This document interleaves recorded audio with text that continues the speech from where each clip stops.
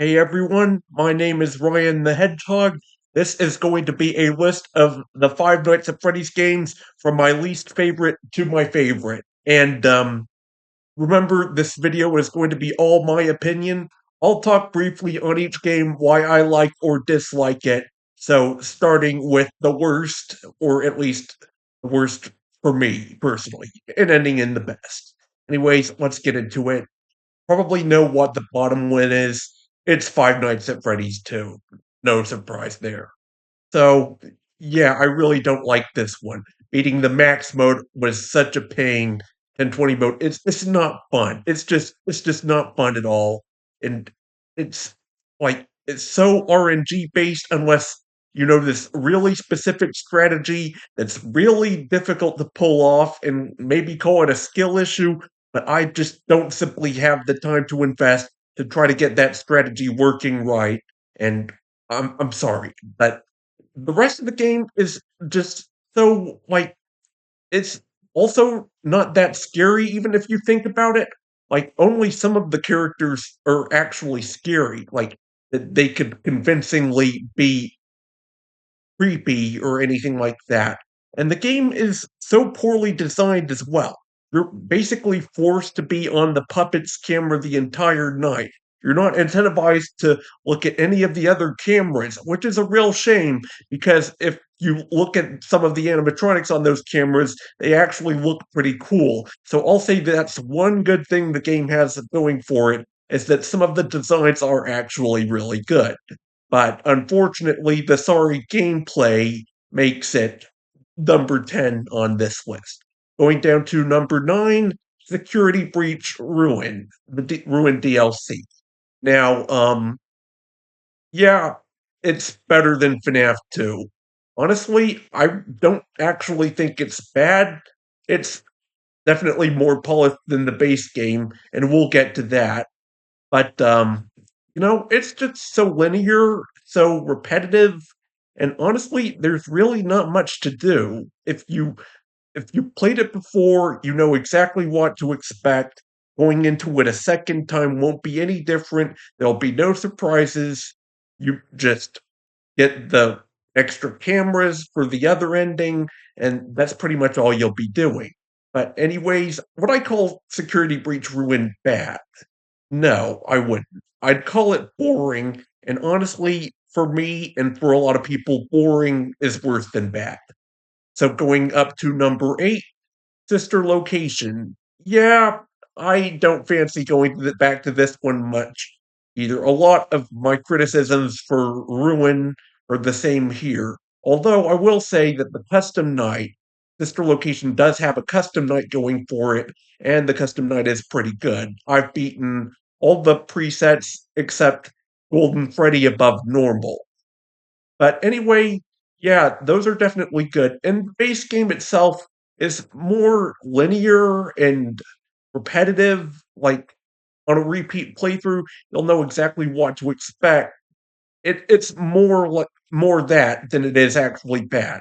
It's pretty good for what it is. Like if you wanted to like maybe do it once a year or once every 6 months, then it's fine. Otherwise, you won't have much fun with it. Anyways, let's move up to number 7 on my list, that Security Breach itself. Now, this might be a hot take. Yeah, I know it's a pretty mediocre game overall, and I know the story was butchered really badly, but come on, you get to explore a giant mall. That's a lot of fun. It isn't, especially once you unlock more stuff later in the game and get to go all these places. It becomes a giant open world for you to explore as some little kid lost in a mall. And you get to fight all these animatronics. You get to do all sorts of cool stuff. Although I will not defend Mazer Size. That thing can go to hell. But otherwise, yeah, this is a really fun experience. Maybe a little unpolished, maybe a little on the lacking side in terms of its overall design, but otherwise, I would say it's pretty decent. Now, FNAF World, I actually like this one. I'm going to say that. So, what do I like it so much? Well, it's a cute little puzzle game. It's charming, it's funny, it's got these little quirks, it's got a whole bunch of different endings, and I still haven't unlocked all of them.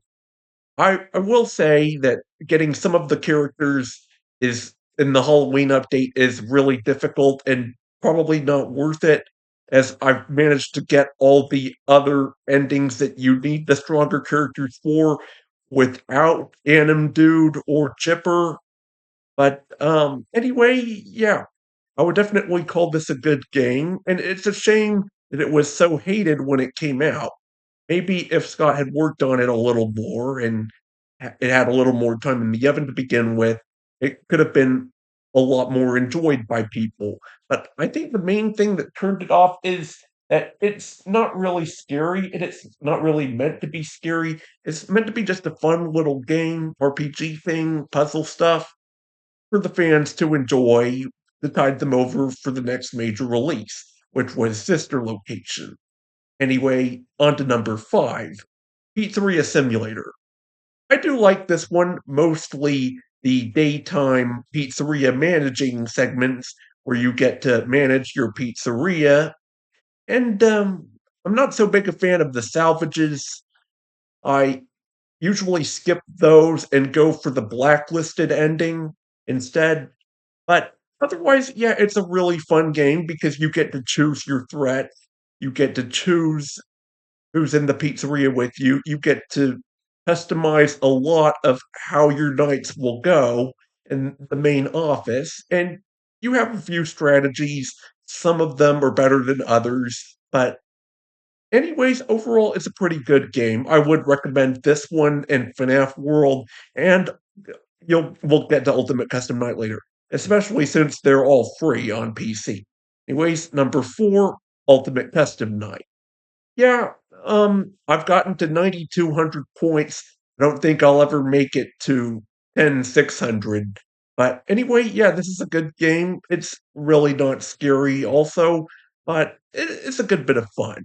And, it's a good challenge to see how high you can get your score, see how long you can survive with everyone on max difficulty. And, you know, it's not that scary, but it does have some neat lore tidbits. It's heavily implied that we're playing as the killer himself, William Afton, in this game. And, it's a bit of fun. It's a good capstone for the series story up to that point. And I think it's really good. Now up to number 3, Five Nights at Freddy's 3. I actually really like this one. The concept of you having to fend off an actual killer is honestly really scary. And you get to lure him around, and I know there's a heavy element of RNG in this game, and you won't always be able to survive, but honestly, that's kind of what makes it fun, is that one time your strategy fails, you'll have to adopt another strategy to get and then there's the post-night mini games, and those are really, interesting. They give you this twist ending that you've been fighting the killer all along. And I think that's really fascinating. And this game does a great job of showing the lore to the player. Now let's get to the number 2 spot, and that is the original Five Nights at Freddy's. And yeah, it's definitely a great game. It kickstarted the series, and it's definitely nostalgic. It's the first game in the series that I've actually played, and it's a damn good one at that. Yeah, it's pretty simple. Yeah, it's pretty, repetitive in the actual gameplay. There's not much to do other than check the doors, check the cameras, and 420 isn't that difficult either.